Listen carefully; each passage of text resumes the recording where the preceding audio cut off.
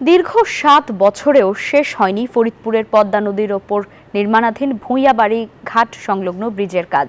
ফলে চরম দুর্ভোগের মধ্য দিয়ে চলতে হচ্ছে দুটি ইউনিয়নের প্রায় ২০,০০০ মানুষের। ইতোমধ্যে ব্রিজের কাজের মেয়াদ শেষ হয়ে যাওয়ায় নতুন করে মেয়াদ বাড়িয়েছে ঠিকাদারি প্রতিষ্ঠান। তবে ব্রিজ নির্মাণে ঠিকাদারি প্রতিষ্ঠানের গাফিলতিকে দায়ী করেছেন স্থানীয়রা। খায়রুজ্জামান সোহাগের তথ্য ছবিতে ডেস্ক রিপোর্ট। ফরিদপুর শহরের সাথে পদ্মার দুর্গম চরাঞ্চলের বাসিন্দাদের চলাচল সহজ করার লক্ষ্যে ২০১৮ সালে প্রায় ৭৬ কোটি টাকা ব্যয়ে নির্মাণ কাজ শুরু হয় ভূঁইয়াবাড়ি ঘাট সংলগ্ন ব্রিজটির। ৫৮০ কিলোমিটার দীর্ঘ পিসি গার্ডার ব্রিজটির ঠিকাদারি প্রতিষ্ঠান রাফিয়া কনস্ট্রাকশন কাজও শুরু করে। কিছুটা কাজ করার পর ঠিকাদারি প্রতিষ্ঠানের কর্ণধার ২,০০০ কোটি টাকা পাচার মামলায় ২০২২ সালে গ্রেফতার হলে কাজটি বন্ধ হয়ে যায়। পরবর্তীতে জান্নাত কনস্ট্রাকশন নামে নতুন ঠিকাদারি প্রতিষ্ঠানকে কাজটি দেওয়া হয়, কিন্তু তারাও ধীর গতিতে কাজ করায় এরই মধ্যে কাজের মেয়াদ পার হয়ে যায়। নতুন করে মেয়াদ বাড়িয়েও ব্রিজটির নির্মাণ কাজ শেষ না হওয়ায় দুর্ভোগ পোহাচ্ছেন চরাঞ্চলবাসী। ৭ বছর ধরে বৃষ্টি হইতেছে, এখনো হইতেছে না। আমাকেও বাড়ি বিপদ, সবসময় নৌকা পাই না, ঘন্টার পর ঘন্টা বসে থাকা লাগে।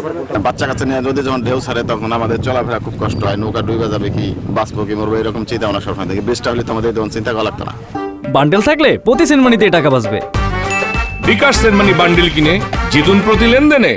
সংশ্লিষ্ট দপ্তরের উদাসীনতা ও ঠিকাদারি প্রতিষ্ঠানের গাফলতির কারণেই ব্রিজটির কাজ থমকে আছে বলে অভিযোগ স্থানীয়দের। রড আছে কালকেই নাই, কালকে সিমেন্ট আছে কালকে পরশু রড নাই, লেবার নাই, লেবারের পেমেন্ট দেয় না।